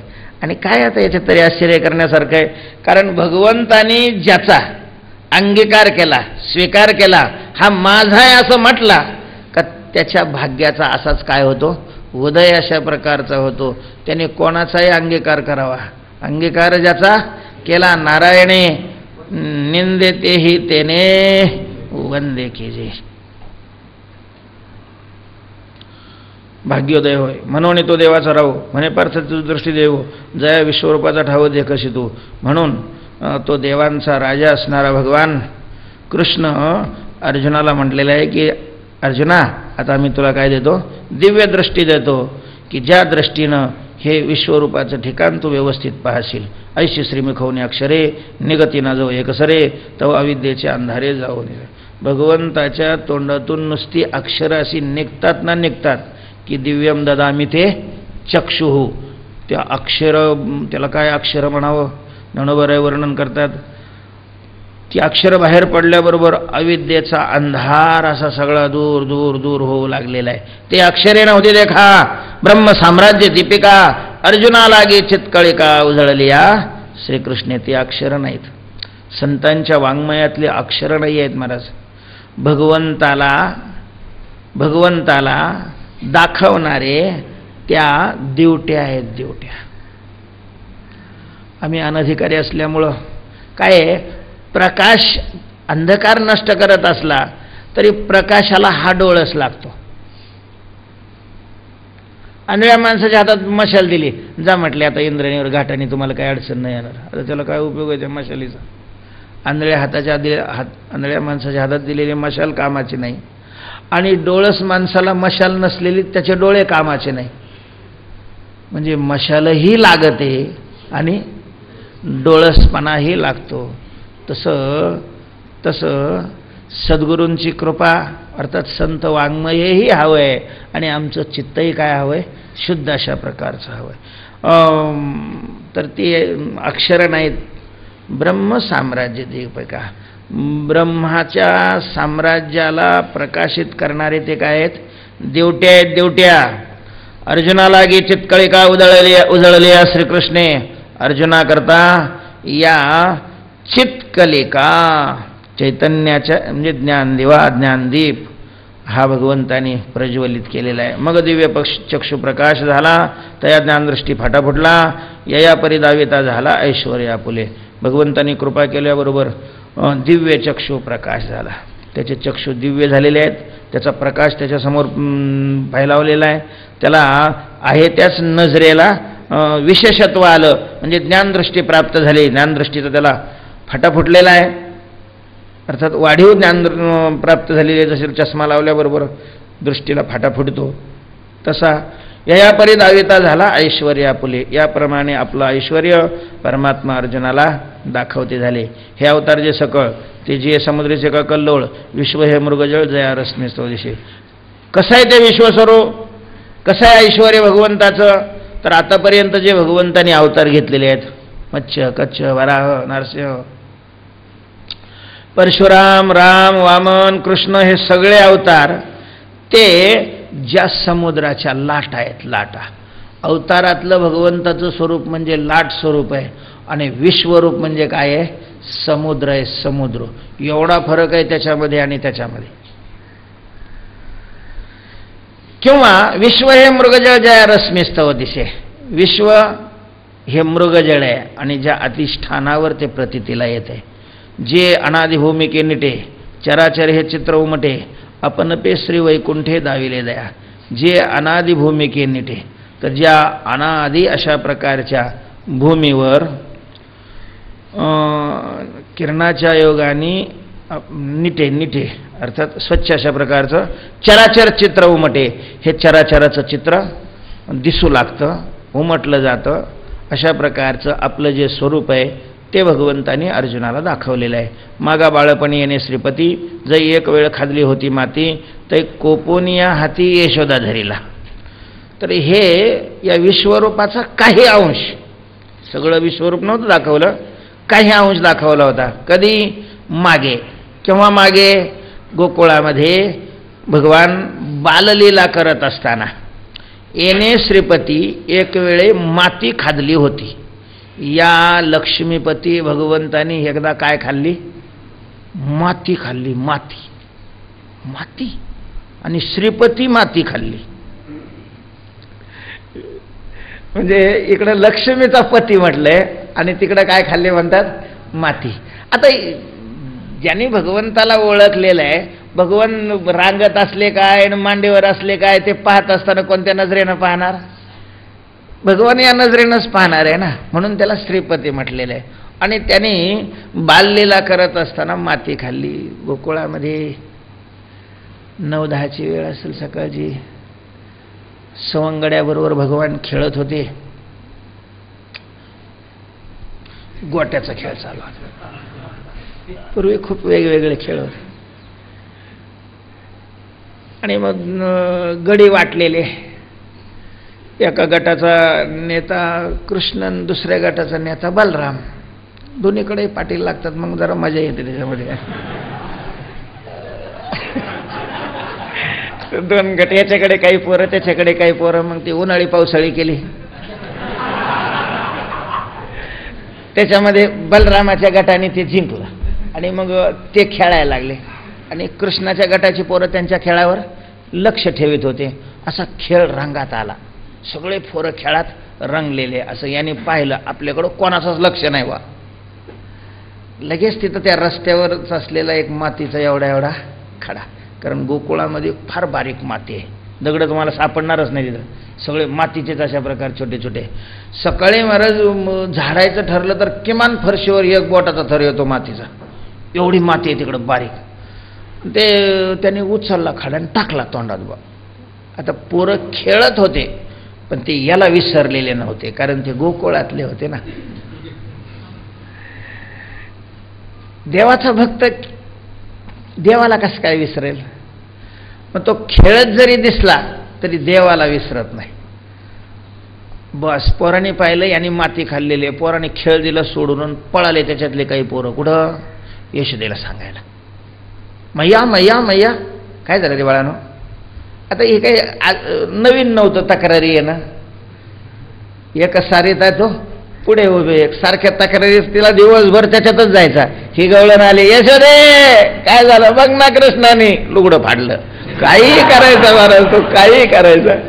त्याच्यामुळे तिला बी ती सवय लागलेली होती, जशी आता आपल्याला दुःख भोगायची सवय लागलेली आहे तशी. काय झालं रे पोराड? म्हणजे काम करता करता ती नाही विचारलं, मैया मैया का नाही, काय केलं? भांडणं केली? नाही मैया. कोणाची चोरी केली? नाही मैया. राक्षस मारला? नाही मैया. मैया अरे मग सांगा ना काय केलं? मैया आज वेगळंच केलं कृष्णाने. काय केलं रे? मैया आज कृष्णाने माती खाल्ली. माती खाल्ली? मग मात्र यशोदेनं हातचं काम सगळं सोडून दिलं. पोरांनी माती खाल्लेली ऐकली की आईच्या अंतःकरणात फौजदाराचा संचार होतो. कृष्णाने माती खाल्ली, त्याला तशी सवय लागली तर त्याच्या पोटात कृमी होतील, त्याला रोग होईल. वेळीच अशा प्रकारचं त्याला प्रतिबंध करणं आवश्यक आहे. म्हणून मग आईनं काम सोडलं आणि हातात काठीच घेतली. महाराज काठी घेऊन यशोदा तावानंच आली. याने पाहिले, ओ गाडी तर गरम दिसती. हा तयारीतच होता, खेळ थांबलेलाच होता, सगळे वाटच पाहत होते यशोदा येण्याची. लगेच यशोदा आली. सगळे पोरं यशोदेच्या भोवती असे जमा झालेले आहेत. हा गुन्हेगारासारखा समोर उभा आहे. त्याने त्याचा हात धरला. कृष्णा काय मैया? कृष्णा सरळ सरळ प्रश्नाची उत्तरं दे. तो म्हटलं तो प्रश्नच नाही विचारला तर मी सरळ उत्तर कसं काय देऊ? कृष्णा हा मैया, तू माती खाल्ली का? माती माती हा माती माती तू माती खाल्ली का हे विचारते तुला मी. आई माती काय खाण्याची वस्तू आहे का? माती कुणी खातं का? तू लोणी खाल्लं का विचारलं असतं मी मान्य केलं असतं. नुकती हलवता हलवता खाल्ली का मी मान्य केलं असतं. माती खाल्ली का हे काय विचारतो? प्रश्न झाला का? आई तू विचारायला कसं काय? मला काय समजा नाही गेलं. तुझे काही परिणाम तर नाही झालेला? माती कुठं खाण्याची वस्तू आहे का? माती खाल्ली का असं कसं काय विचारते? यशोदा म्हटले कृष्णा तू बनवण्यात पटा येतं हे मला माहिती आहे. तुझं आज काही मी ऐकून घेणार नाही. माती खाण्याची वस्तू आहे का? अरे ज्याला खायच्या सवय लागलेल्या आहे, सवयीचा भाग आहे, खाण्याचा विषयाचा प्रश्न नाहीये. ज्याला खायच्या सवयी लागलेल्या आहे तो काही खातो. मातीच काय, शाळेतल्या खुर्च्या आणि टेबल खातात.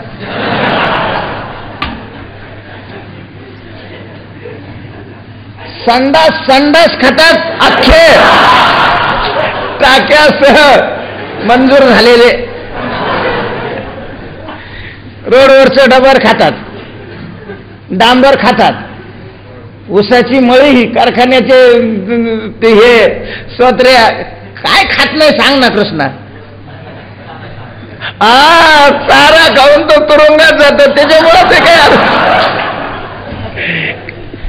काय खावं काय खावं हा काही राहिलेला नाही, सवयीचा भाग आहे. मला तो सांग माती खाल्ली की नाही? तो म्हटला या प्रश्नाचं उत्तर म्हणजे आपण माती खाल्लेली नाही. माती कशी असते हे सुद्धा मला माहिती नाही. बरं मला माती खायची काय गरज आहे? आई सकाळी सकाळी येताना तुम्हाला लोणी दिले का नाही खायला? एवढं लोणी खाल्ल्यावर मी माती खाईन कशाला? यशोदाने सांग तुझे मित्र सांगतात तू माती खाल्ली. आई तू त्यांचं ऐकून आली होय मला विचारायला? कशाला विनाकारण वेळ खर्च केलास? ये पोरं हे सतत मला पाण्यात पाहतात.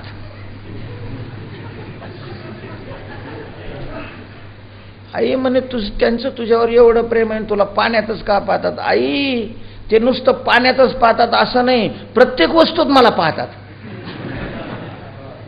विद्या विनय संपन्न ब्राह्मण गवे अस्तिनी सुनीच्या सौभाग्याचे पंडिता समदर्शन सगळ्यात त्यांना मीच दिसतो. त्याचं असं झालं आहे, मी यायच्या अगोदरच याने हे षडयंत्र रचलं होतं. मला आता कळालं काय करत होते एकत्र येऊन. आल्याबरोबर मला त्याने घेरलं आणि सांगितलंय तू घरी जाय आणि तुझ्या आईला चोरून लोणी आण, आम्हाला खाऊ घाल. आता आई मी त्यांना म्हणलं बुवा मी आईला मागून आणतो तुम्हाला खाऊ घालतो लोणी. ती म्हणे तुझी आईला चिंगूट आहे, एवढं एवढं दिल वाटेपर्यंत ते काय लोणी आम्हाला मिळणार आहे? चोरून आणून पोटभर आम्हाला खाऊ घाल. मी म्हणलं बाबा आता चोरी सज्जन माणसाचं काम आहे का? चोरी करणं पाप आहे, आपल्या जण चोरी काय होणार नाही. त्यांनी सांगितलं तू जर चोरून आम्हाला लोणी नाही खाऊ घातलं तर आम्ही तुला मार खाऊ घालू. बोल तुला काय करायचंय? तू आम्हाला खाऊ घालतो का आम्ही तुला खाऊ घालायचं? मी म्हणलं बाबा मार खाईन मी पण चोऱ्या फेऱ्या असले लफडे काही करणार नाही. बस म्हटल्याबरोबर ते तुझ्याकडं पळाले. तू आपला विचार केला नाही काही नाही, कुशाल काटे घेऊन आलीस. आई दे ना कसं काय काटे.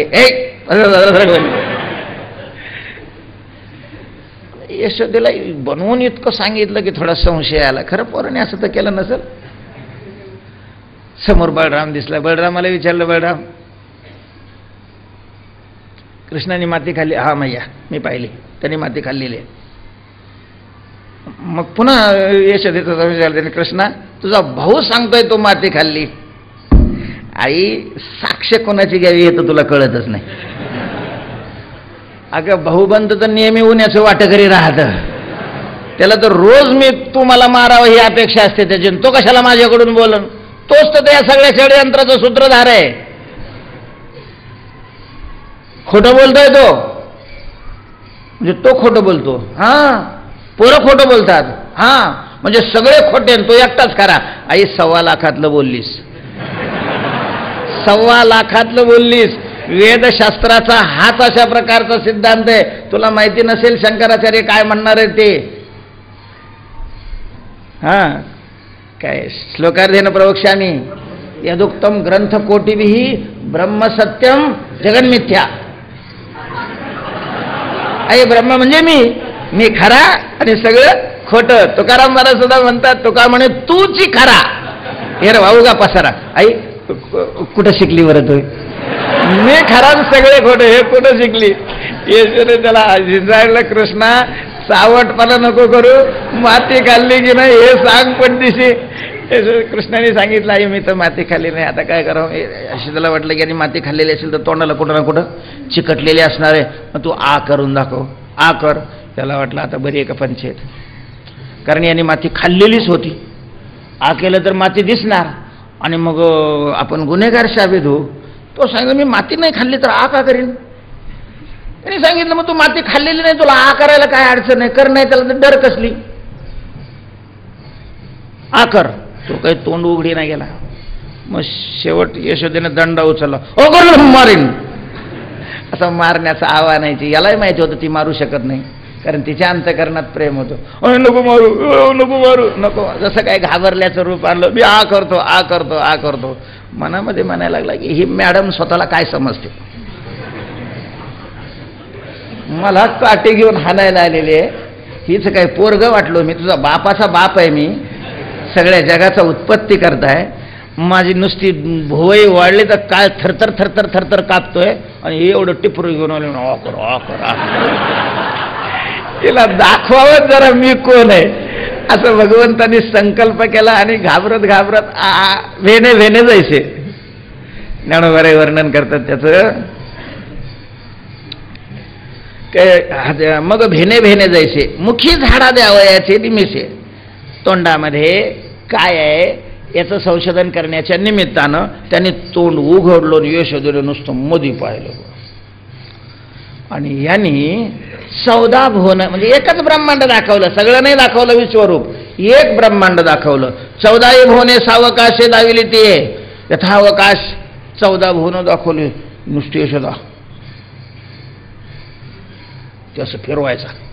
ते पूर्वी होते पण सिनेमा असे ते पाहायचे ते डबड्यामधले, मुंबई आली मुंबई आली मुंबई आली पुढे आली पुढे. तसं भगवंतानी आतलं ते ब्रह्मांड म्हणजे 14 भुवन, एक एक भुवन एक एक भुवन एक एक भुवन दाखवायला सुरुवात केली. आणि मग ती आली याच्यामध्ये आपल्या भूलोकामध्ये. भूलोकातून ती गेली पाकिस्तानामध्ये. ते पाकिस्तानात पाहत असताना एकदम स्फोट झाला, बॉम्बस्फोट. ते बॉम्बस्फोट झाल्याबरोबर सगळी माणसं अशी चिंदड्या होऊन उडालेली. यशोदेनं पाहिलं, आई करून यशोदा खालीच बसली. चक्कर आली तिला.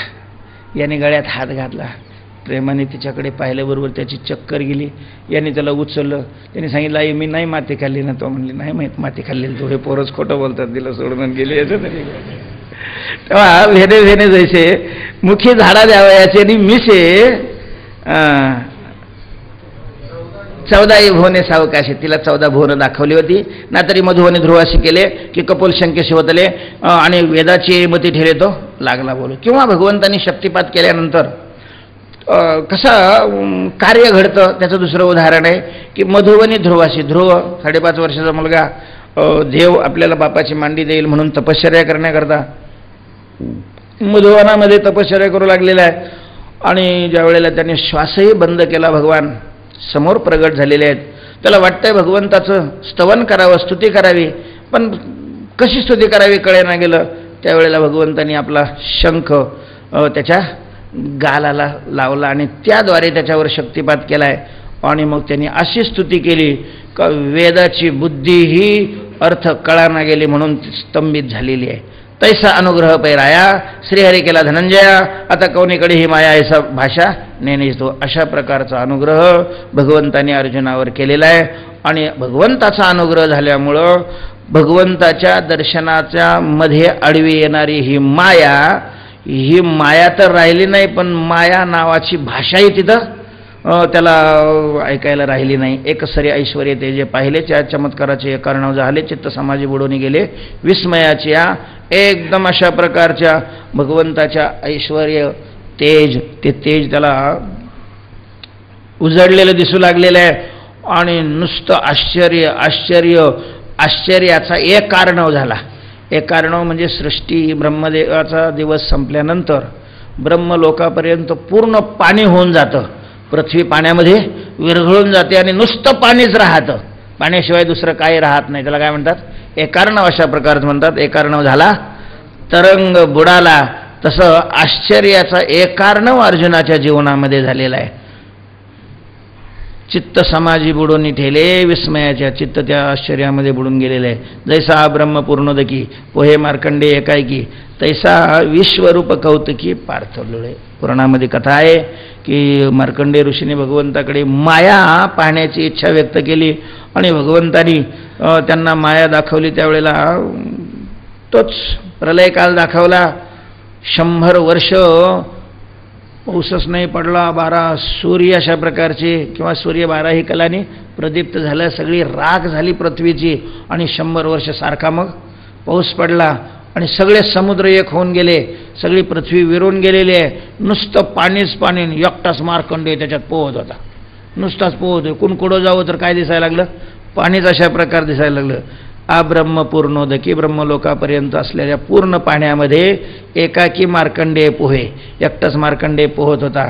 तसं या विश्वरूपाच्या या एकारणावामध्ये अर्जुन अशा प्रकारचा पोहू लागलेला आहे. म्हणे केवढे गगन हेत होते, ते कवडी नेले पाके तुके, ते चराचरी महाभूते काय झाली. अर्जुन मनात म्हणतोय, एवढं मोठं आकाश इथं होतं ना, आणि ते कुणी नेलं आणि कुठं नेलं असेल ते चराचर महाभूत ती काय झाली. दिशाचे ठावही हरपले, अधवर्ध्व काय नेनो झाले. चैल्या स्वप्न तैसे गेले लोकाकार. जसं जागं झाल्यानंतर स्वप्नातलं काहीच दिसत नाही, तसं दिव्य दृष्टी दिल्यानंतर अर्जुनाला विश्वरूपाशिवाय दुसरं काहीच दिसाना गेलं. दिशाही दिसाना गेल्या. दिशाचे ठावही हरपले. वर खाली काहीच नाही आहे. सगळा लोकांचा आकार निघून गेलेला आहे. नाना सूर्य तेज प्रतापे, सचंद्र तारांगण जैसे लोपे, तैशी गिळली विश्वरूपे, प्रपंच रचना नाना. सूर्य उदयाला आल्यानंतर रात्री दिसणारे चंद्र आणि तारा हे दिवसा काहीच दिसत नाही, त्याच्या प्रकाशाने लोपून जातात. त्याप्रमाणे विश्वरूपाने आपल्या प्रकाशाने हे प्रपंचाची रचना सगळी काय केली, लोपून टाकलेली आहे, गिळून टाकली. तेव्हा मनाशी मनपन्न स्फुरे, बुद्धी आपणपे न सावरे, इंद्रियाचे रश्मी माघारे हृदयावरी भरले. आणि मग ते विश्वरूप पाहिल्यानंतर अर्जुनाच्या मनालाही मनपणा काही स्फुराना गेला. काही कल्पना करावी, काही मनात चिंता हो, हे काहीच दिसणं. त्याला मन नावाची वस्तू आपल्यात आहे की नाही हे कळाना गेलं. बुद्धी आपण पे न सावरे, काही निश्चय करण्याकरता बुद्धी थरथर कापायला लागली, तिला उभं राहता येणं गेलं. इंद्रियाचे रश्मी, इंद्रियाचे जे किरण आहेत, ते किरण पुढं जायच्याऐवजी आपोआप काय फिरलेले आहेत, मागं फिरलेले आणि हृदयाच्या ठिकाणी स्थिर झालेले आहेत. ते तर ताटस्थ्या पडले, टकाशी टक लागले, जैसे मोहनास्त्र घातले विचार जाळा. ताटस्थ्य म्हणजे स्तब्धपणालाच स्तब्धपणा आला. एक टकाला त्या टक पडलेलं आहे. जैसे मोहनास्त्र घातले विचार जाता. विचार करणाऱ्या माणसावर जसं मोहनास्त्र टाकलं की मग त्याला काहीच सुचत नाही. तैसा विस्मित पाहे कोडे, तो पुढा होते चतुर्भुज रोपडे, त्याची नाना रूप चौकडे मांडून. तसं अगदी आश्चर्याने आणि कौतुकाने नुसतंच समोर पाहायला लागलेला आहे. आणि मग त्याचं थोडं थोडं लक्षात यायला लागलं की आपल्या पुढं जे भगवंताचं चतुर्भुज रूप होतं तेच रूप या विश्वरूपानेला परिणामाला प्राप्त झालेलं आहे आणि चौकड मांडून उभं आहे. जैसा वर्षाकाळीचे मेघवडे का महाप्रळीचे तेज वाढे, तैसे आपण पेवीन कवनीकडे नेदी चोरो. वर्षाकाळीचे मेघवडे, पावसाळ्यामध्ये एखादा ढग डोक्यावर येतो आणि तिथं वीज चमकते. अरे पाऊस येतो की काय, घराकडे निघा म्हणून माणूस निघतो 10-5 मिनिटात पूर्ण आकाश काय होऊन जातं, ढगाने कोणतो. पहिल्यांदा एवढं ढगाळ राहतं, पण त्या ढगाळ खाली आल्याबरोबर पूर्ण आकाश ढगाने जसं व्यापून जावं. कुठंही आकाशामध्ये ढगाशिवाय जागा शिल्लक राहू नये. किंवा महाप्रळयाच्या वेळेचं तेज वाढल्यानंतर सगळं विश्वाला ते व्यापून टाकतं.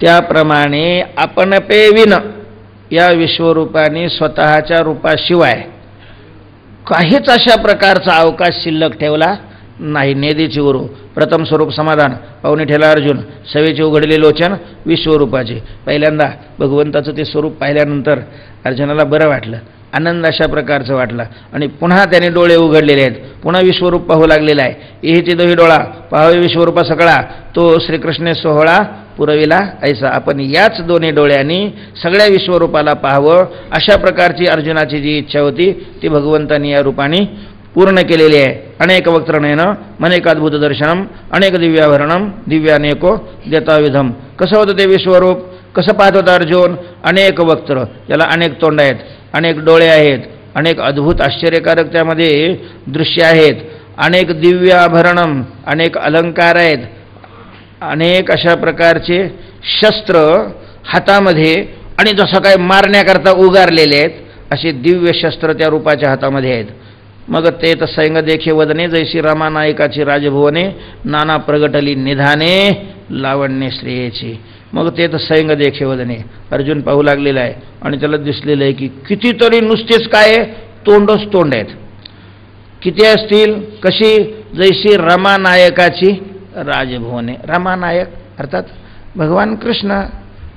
लक्ष्मी वैकुंठाधिपती घेतलं तर तिथं एकच आहे, पण इकडं भरपूर होते, 16,000 होते आणि 16,108 होते. तर एका खोलीत नव्हत्या सगळ्या, प्रत्येकीला एक एक स्वतंत्र काय होतं?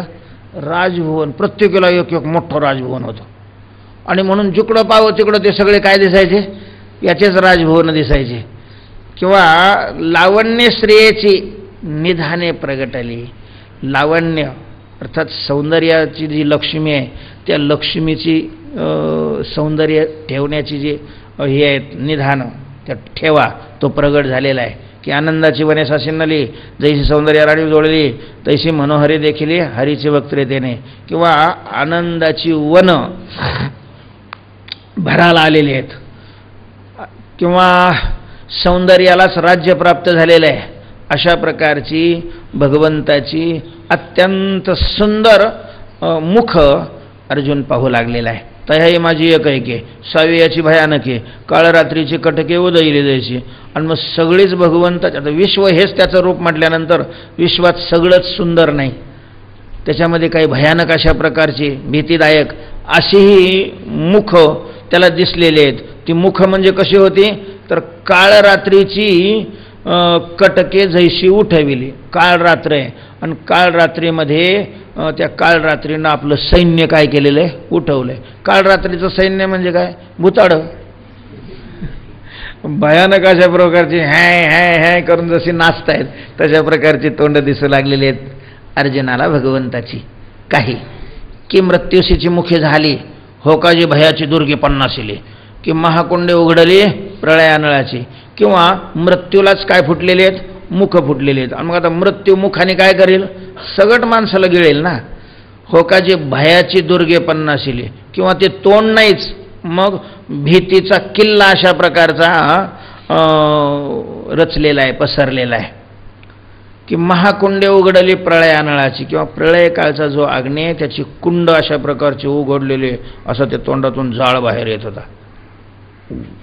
तैसे अद्भुते भयासुरे तेत वदने देखील विरे अनेक साधारणे साळंकारे सौम्य भूते. अशा प्रकारची अत्यंत अद्भुत आणि अत्यंत भीतीदायक अशी भगवंताची मुख त्या ठिकाणी अर्जुनाने पाहिलेली आहेत. आणि के असाधारणे साळंकारे सौम्य भूते, आणि अलंकाराने युक्त आणि सौम्य पुष्कळ. सगळे भयानक होते असंही नाही, सगळे सुंदर होते असंही नाही, आणि सगळे सौम्य होते असंही नाही. वेगवेगळे प्रकार होते त्या मुखामध्ये. पै ज्ञानदृष्टीचे अवलोके परिवदनाचा शेवट न टके. मग लोचन ते कौतिकी लागला पाहू. त्याला ज्ञानदृष्टी प्राप्त झाली होती, पण तरीही कुठपर्यंत त्याची तोंड आहे त्याचा शेवट दिसत नव्हता. याची दृष्टी जिथपर्यंत होती तिथपर्यंत त्याला नुसतीच काय होते? तोंडच तोंड होते. आणि त्याच्या पलीकडे किती काही होते, पण ह्या नजर याची तिथपर्यंत पुढं जात नव्हती. आणि मग ते तोंडाचं पाहायचं दिलं सोडून त्याने, आणि भगवंताच्या डोळ्याकडे त्याने लक्ष केलेलं आहे कौतुकाने. वचन लोचनाचे कौतिके लागला पाहू. तव नानावरणे कमळवणे विकसिली तैसे अर्जुने नेत्र देखिले पालिंगणे आदित्याचे. त्यावेळेस त्याला असं दिसलेलं आहे की नाना प्रकारच्या रंगाची कमळाची वन, त्या वनातील कमळ विकसित झालेली आहेत. तसे भगवंताचे काय आहेत? नेत्र आहेत. आणि भगवंताचे नेत्र म्हणजे आदित्यांची पालिंगणे, म्हणजे सूर्याची जशी काय बसलेली आहे? पंगत बसली जेवायला. कल्पना करा की 2-3 करोड सूर्य आले आणि मग त्यांना जेवायला बसवलेलं आहे. तशा प्रकारचे त्याचे नेत्र दिसू लागले आहेत. तेथेचे कृष्णमेघाची दाठी माझी कल्पांत विजूची फुटी तैशी वन्य पिंगळा दिठी भ्रुभंगातळी. कृष्ण मेघाची या दाठी, जसे काळे ढग असे दाटून आल्यानंतर कल्पांत विजूची उठे आणि त्याच्यामध्ये कल्पांतीची वीज जशी चमकावी, तशा प्रकारे वन्नी पिंगळा दिठी भ्रू भंगातळी, त्या भुवयाच्या खाली काही अशा पिंगट म्हणजे लालसर रंगाचे त्याचे काय होते, बुबळं दिसत होते, डोळे दिसायचे लाल काही. हे एक आश्चर्य पाहता ते एकेच रूपी पंडूसुद्धा दर्शनाची अनेकता प्रतिफळली. हे एक आश्चर्य पाहत असताना त्या एकाच रूपाच्या ठिकाणी अर्जुनाला दर्शनाची जी त्याची अपेक्षा आहे ती त्याची अपेक्षा परिपूर्ण झालेली आहे. मग म्हणे चरण ते कवणीकडे केव ते मुकुट के दोरदंडे ऐशी वाढविताई कोडे चार देखावयाची. मग त्याला असं वाटलं की भगवंताचे मुख आपण पाहिलेले आहे, डोळेही पाहिले, पण भगवंताचं चरण कुणीकडे आहे, त्याचं मुकुट कुणीकडे आहे, अशा प्रकारचं पाहण्याची इच्छा तो वाढवू लागलेला आहे. पाहण्याची इच्छा झाली की भाग्यनिधी पार्था विफल तो होईल मनोरथा, काय पिनाक पाणीच्या भाता वायकांड्या हाती. आज भाग्याचा तो ठेवा असल्यामुळं त्याला इच्छा झाली आणि ती पूर्ण नाही झाली. असं कधी घडेल का? शंकराच्या भात्यामध्ये ते लहान पोरं आपली बाण करतात आणि त्याला ते सनकड्या असतात, तशा सनकड्या आहे का त्याच्यामध्ये बाणाच्या? शंकराच्या भात्यामध्ये, शंकराचा भात्या माणूस तिथे वायफट कशा प्रकारचं राहतील ना. तरी चतुराननाचे येवाचे काय हाते लटके अक्षराचे साचे, म्हणून साध्यंतपणा अपराचे देखील तिने. किंवा ब्रह्मदेवाच्या वाणीमध्ये खोट्या अक्षराचे साचे असतात काय? नाही. ब्रह्मवाक्य एकदा ब्रह्मदेव बोलला म्हणजे तशा प्रकारचं घडणार. मग त्याला ब्रह्मदेवही अन्यथा करू शकत नाही. तसं म्हणून हे साध्यंतपणा अपाराचे देखील त्याने. तर त्याला इच्छा होती की मुकुट पाहावा आणि त्याचं चरण पाहावं, म्हणजे आधी आणि अंत. तर त्याची इच्छा ती पूर्ण झालेली आहे. जयाची सोय वेदानाकडे तयाची सकळ अवयव एकाची वेळे, अर्जुनाचे दोन्ही डोळे भोगते झाले. ज्याचा नुसता संबंध जवळ जाण्या इतकं, जवळ तरी जावं म्हणून वेदाने किती प्रयत्न केला, पण वेद त्याच्या जवळ नाही गेला बराच लांब, म्हणजे हे पण अगदी स्पर्श नाही झाला. नेती करून तिथूनच मागं फिरला. त्याचे सगळे अवयव एकाच वेळेला अर्जुनाच्या दोन्ही डोळ्यांनी अर्जुन पाहू लागलेला आहे. त्याचा आनंद उपभोगतोय. चरणवनी मुकुटवरी देखत विश्वरूपाची थोरी, जे नाना रत्न अलंकारी मिरवले असे. चरणापासून मुकुटापर्यंत विश्वरूपाचा मोठेपणा तो पाहतोय. त्याच्या अंगावर नाना प्रकारच्या रत्नांनी जडित असे अलंकार सुशोभित होत आहेत. परब्रह्मा पुलेने अंगे ल्यावया झाला आपणचे अनेगे, ते लेणी मी सांगे कैसयासारखी. परमात्मा आपल्याच अंगाने तयार केलेले अलंकार तो स्वतःच अशा प्रकारचं अंगावर धारण केले. त्या अलंकाराचं वर्णन कशासारखं म्हणून मी सांगू? जे प्रभेचेने झळाळा उजाळू चंद्रादित्य मंडळा, जे महातेजाचा जिव्हाळा जेने विश्व प्रगटे. ज्या अलंकाराचं प्रभा अर्थात प्रकाश, त्या प्रकाशाचा झगमगाट एवढा दिव्य आहे की चंद्रमंडळ आणि सूर्यमंडळ ते सुद्धा त्या तेजाने काय होते? उजळून जाते. असं जे महातेजाचा जिव्हाळा, महातेजाचा जो काय जिव्हाळा म्हणजे जीवन आहे, त्याच्यामुळं महातेज तेजवान आहे. जेने विश्व प्रगटे, ज्याच्यामुळं विश्व प्रगट होते. तो दिव्य तेज श्रंगार कोणाचे मतीशी होय गोचर, देव आपण पेची लेले ऐसे वीर देखत असे. असा दिव्य तेजाने युक्त असणारा तो शृंगार, ते अलंकार कोणाच्या बुद्धीला विषय होणार आहेत? भगवंताने स्वतःच ते काय केले? अंगावर घातलेले आहेत असं अर्जुन पाहतोय. मग तेथेची ज्ञानाची डोळा पाहत कर पल्लव जो सरळा, तो तोडीत कल्पांतीची ज्वाळा तैशी शस्त्रे झळकत देखील. मग त्या ठिकाणी अर्जुनाने त्या ज्ञानाच्या डोळ्यांनी दिव्य दृष्टीनं भगवंताचे हात पाहायला सुरुवात केली आहे. तर हातामध्ये आयुध आहेत आणि ती आयुध कशी आहेत? तर कल्पांतीच्या ज्वाळासुद्धा तोडील अशा प्रकारची ती आयुध अशी चमचम चमचम चमचमकत आहेत. आपण अंग आपण अलंकार, आपण हात आपण हतियार, आपण जीव आपण शरीर, देखे चराचर विश्व कोंदले. ते स्वतःच शरीर तोच आहे, अलंकारही तोच आहे, हातही तोच आहे, अवयवही तोच आहे, हा अवयवातलं हत्यारही तोच आहे, आपणच जीव आहे, आपणच शरीर आहे. देखे चराचर, अर्जुन पाहू लागलेलं आहे की सगळं चराचर भगवंतांनी या रूपाने कोंदून टाकलेलं आहे. जयाच्या किरणाचे निखरेपणे, नक्षत्राचे होत फुटाणे, ते जे खिरडाला वन्नी म्हणे समुद्री रिघो, जयाच्या किरणाचे निखरपणे, ज्याची किरण, ज्याच्या अंगावरचं तेज आहे, त्या तेजाच्या तीव्रपणाने नक्षत्र असे लाह्यासारखे फुटण्यासारखे भाजू लागलेले आहेत. ते जे खिरडाला त्या तेजाच्या उष्णतेनं अग्नी घाबरला आणि समुद्रात जाऊन बसावं असं वाटायला लागलं त्याला, इतकं उष्णता आहे त्याची. मग काळकोट कल्लोळी कवळिले आणि महाविदूचे दांग उमटले, तैसे अपार कर देखिले उद्देता युधे. काळकुट विष जसं लाटेमध्ये मिसळावं किंवा नाना महाविजूचे दांग उमटले, प्रलयकालचे जे विज आहेत त्यांचं जंगल अशा प्रकारचं दिसावं, तसे ते हात त्या आयुधाने युक्त अशा प्रकारचे दिसलेले आहेत. दिव्य माल्याम्बरधरम दिव्य गंधानुलेपनम सर्वाश्चर्यमयम देव म्हणंतम विश्वतोमुखम. दिव्य माल्याम्बरधरम, तर त्या विश्वरूपाच्या गळ्यामध्ये माळा दिव्य आहेत, वस्त्र अशा प्रकारचं दिव्य धारण केलेलं आहे, दिव्य गंधाचं लेपन केलेलं आहे, असं सर्व आश्चर्यमय असं देव अनंतम विश्वतोमुख अशा प्रकारचं स्वरूप अर्जुन भगवंताचं पाहतोय की ते भेने तेथून काढली दिठी, मग कंठमुकुट पाहत असे किरीटी, तव सुरतरुची सृष्टी जयापासून का झाली. तर त्या आयुधाची भीती वाटल्यामुळं अर्जुनाने तिथून नजर बाजूला केलेली आहे आणि भगवंताचा कंठ मुकुट पाहू लागलेला आहे. तर त्या ठिकाणी देवांची उत्पत्ती ज्याच्यापासून झालेली आहे ते तो पाहू लागलेला आहे. जे महासिद्धीची मूळपिठे शिनली कमळा जे तो होते, तैशी कुसुमे अति चौखटे तुरुंबिली देखील. तर त्या मुकुटावर फुलं अशा प्रकारची खोवलेली होती. कशी फुलं आहे ती, तर महासिद्धीची मूळपिठे, जी महासिद्धीचं मूळ अशा प्रकारचं राहण्याचं ठिकाण आहे आणि अशा प्रकारची लक्ष्मी शिनल्यानंतर ज्या ठिकाणी थांबते, विश्रांती घेते, अशा त्या कमलाच्या अशी ती कमलं अत्यंत शुद्ध असणारी ती कमलं या विश्वरूपाने काय केलेली आहेत, श्वासाकरता घेतलेली आहेत. मुकुटावरील स्तबक ठाई ठाई पूजाबंध अनेक, कंठी रुळता ते अलौकिक माळादंड. त्या मुकुटावर ठिकठिकाणी पूजेची स्तबक घोष अशा पूजा केलेले दिसू लागलेले आहेत. पूजा अनेक पूजाबंधही दिसत आहेत.